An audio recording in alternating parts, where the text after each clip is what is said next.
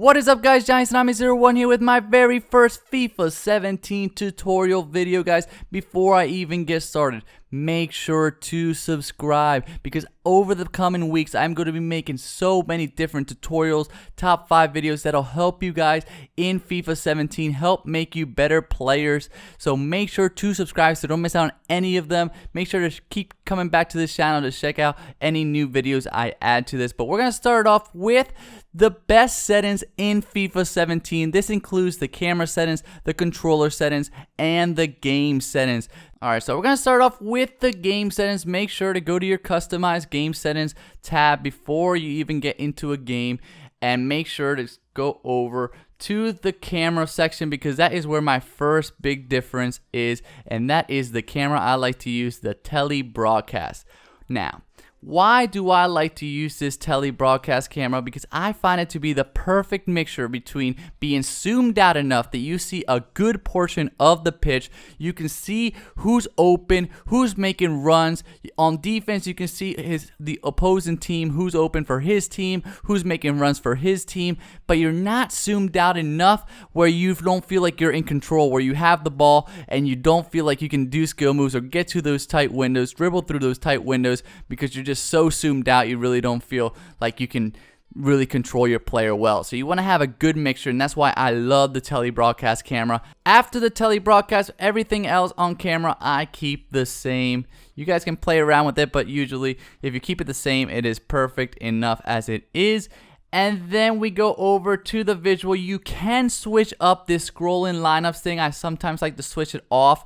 In previous FIFAs, that would be more important because when the scrolling lineups would be going, the radar would be off your screen, and I love to have that radar just to see who's making runs, where my players are positioned. But in this FIFA, it does not happen. It goes right underneath the radar. So if it does bother you, you think you might get distracted, definitely do turn that off. Otherwise, you're good as it is. So that does it for the game settings. We're going to go over to the customized controls, which are the controller settings. And the first thing, FIFA Trainer. If you guys need that, keep it on. Otherwise, turn it off. It's really just a distraction for most people. Auto switching. This is another thing I like to switch up.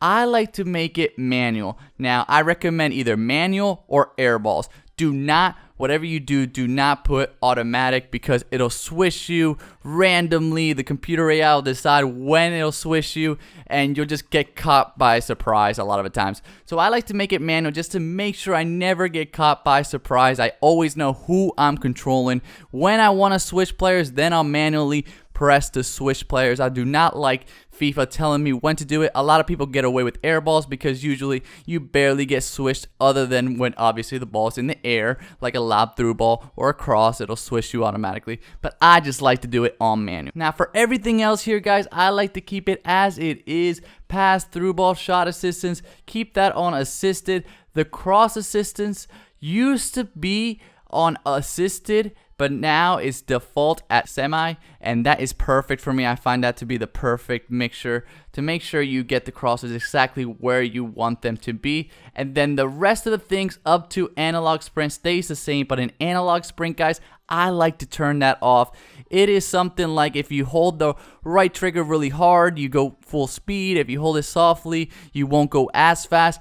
It's just really not necessary. So I just prefer to turn that off whenever I'm pressing the RT button or the sprint button or the R2 if you're on PlayStation. It does not matter if I'm pressing it really hard or just softly pressing it. You're going to go full speed from the beginning. Now, if you want to have a little bit more control with your sprint, you can keep that analog sprint on, but usually it's really not worth it, and it just makes it worse off than what you really should have. So that is it, guys, for these settings. In terms of controls, you could switch up the control. I know a lot of people like to switch up the stand and tackle button for the second man press button, but I like to keep everything on default. Already used to it. I find it to be the perfect control layout. So if you want to switch it up, you can do that in the basic control sections, but I like to keep them as they are. Alright, guys, that is it. As you're seeing here, you can click on one of these boxes to check out some of my other series. If you want to see more tutorials, click on the top left. If you want to see some of my top 5 videos, like the top 5 skill moves, top 5 shots, click on the top right, click on the bottom left if you want to see my Ultimate Team videos, and in the bottom right if you want to see some formation reviews / guides, how to use these formations to get the most out of them. And of course, click in the middle to subscribe so you don't miss out on any future tutorials or tip videos. If for any of these it says coming soon, do not worry, keep checking back, make sure to subscribe because I will be adding videos to those as time goes on. Thank you guys so much.